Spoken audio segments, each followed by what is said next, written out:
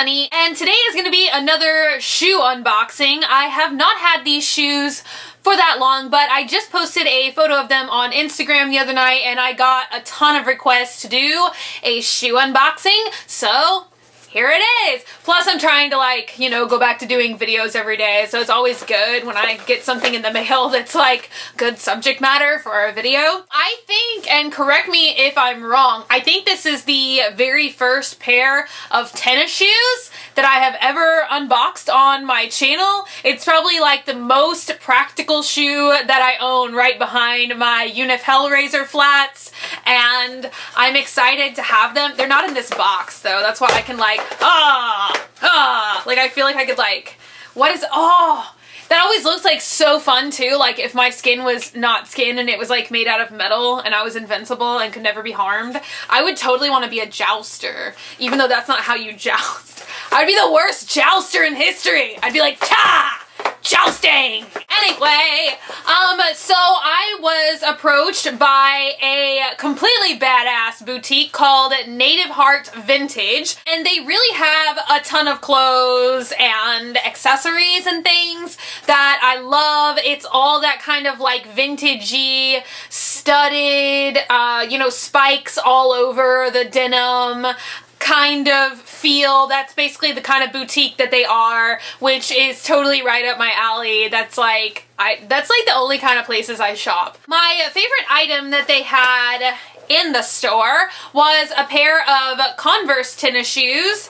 Thusly, if you follow me on Instagram, you've already seen them. I have seen these all over the place on Tumblr. That's where I get 99.9% of my fashion inspiration. They are the studded Converse sneakers, and they're the traditional kind of like, I guess this is considered a low high top, because I think if it's like a full high top sneaker it's a little bit taller, but maybe, I don't know, like when I saw the shape of these shoes, they just look like, the very classic Converse kind of like sneaker. Once again, I'd seen them all over Tumblr, but I didn't know where to find them. Anywhere in my mall that sells Converse certainly did not have spiked Converse. And I know some people are gonna say, oh, it's a really easy DIY, but like, for some reason, studding and spiking is the only DIY that I am 100%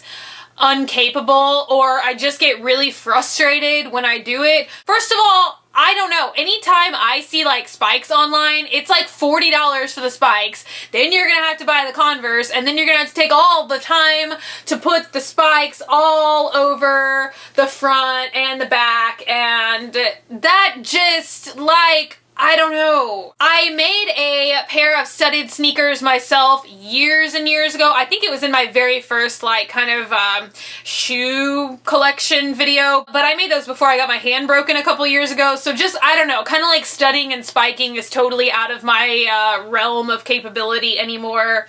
And like I said, when you figure in the cost, because I think Converse are like, 70 or 80 bucks as is. I don't know. I believe that these were $135 on the site. Just for my life, I would much rather, go ahead and, if I had paid for them, I would rather go ahead and pay to have the studding and the spiking done instead of like trying to figure all that out myself. So one of my favorite things about this shoe, and I've seen some different types of studded Converse or studded sneakers on Tumblr, but some of them did not have the spikes on the inside. They were studded with flat studs instead of spikes, and I don't know, I don't really like that. I love when it's a more like uniform look of having the exact same spikes on both sides. I mean, I wear Hellraisers every single day, so these aren't even like nearly as sharp as the Hellraisers are, so I just think it's kind of silly when there's only spikes on one side of something. Like,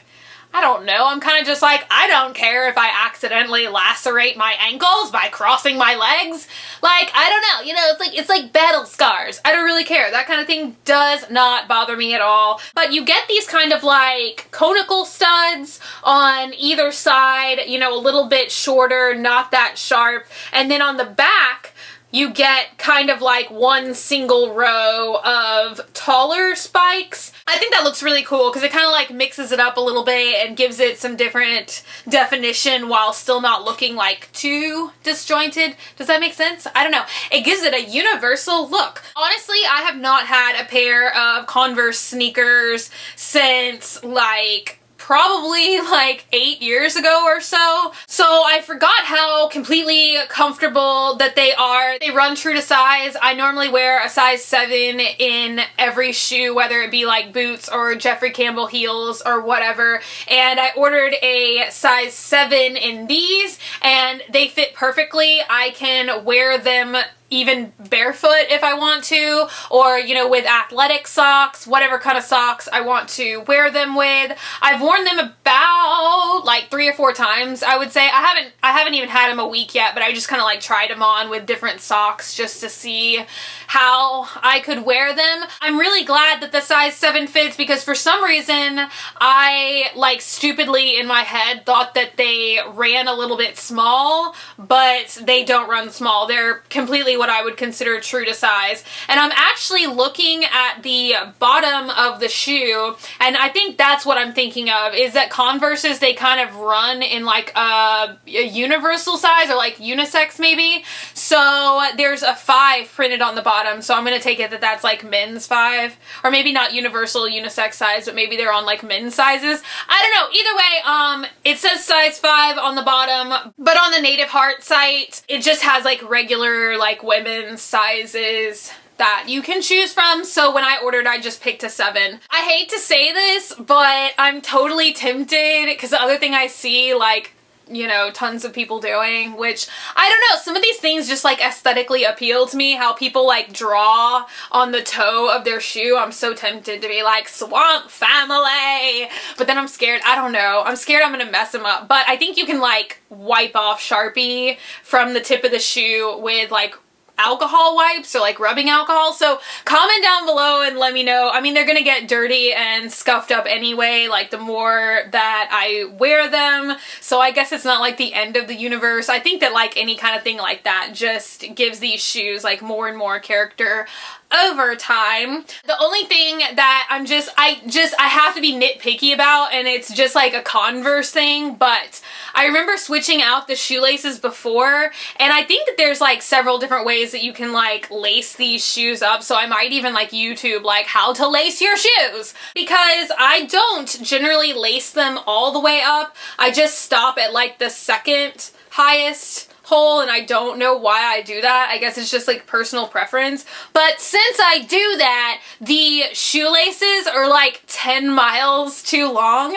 So I have to do like the double bow thing, and then I feel like the 7-year-old that I am. I'm probably gonna like switch out the laces, like get like swamp green or something like that. And oh my god, I wish I could find bow biters. Like, you're only gonna remember this if you were like an 80s child, but did any of you guys have these things called bow biters, and you would like lace them at the top, like where you tie a bow in your shoe, and they would be like different cartoon characters or whatever, and then after you tied your shoe, you would like press their little mouth shut so that your tennis shoe wouldn't come untied? I had so many bow biters. I had Popples, and I had Teenage Mutant Ninja Turtles, and it seems like I had like one other random thing, but I can't remember. But I wish I could find bow biters. Yeah, everything was better in the 80s and the 90s. Everything just sucks now, okay? I'm glad we established that. Not too much else I can say about these shoes except for I'm pretty much predicting that they're going to be a fall and winter staple. I know some people say that it's already winter, but it's totally not winter here. It gets to be kind of like colder here in February. So I don't know, it's just something about like winter and like when the weather gets cooler that I kind of like wearing more flats and not so many heels, just cause, I don't know, like fall just makes me want to like run and jump and like be happy to be alive, and it's so much easier to like run and jump and then not fall flat on my face if I'm doing it in flats instead of heels. I might like doodle on them a little bit. I don't know. It's like a blank canvas. It's just like inviting me to draw on it, even though I have no artistic capability whatsoever. So that is it. I just basically wanted to do an unboxing for those of you who were curious about them. Comment down below and let me know what you think. And a big thank you to Native Heart for sending these over to me. Sometimes I wish I could wear more than one pair of shoes at a time. Like I don't know, like can I start a new trend of like wearing shoes on my hands so that I can wear like 2 pairs of shoes?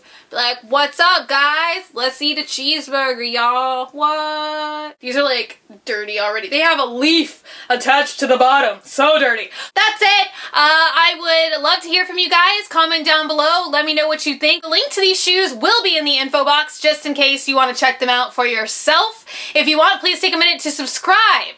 Hit that button. I'm still wearing shoes on my hands. Hit that button. You know you want to. Become a member of the Swamp Family and give an alligator its wings.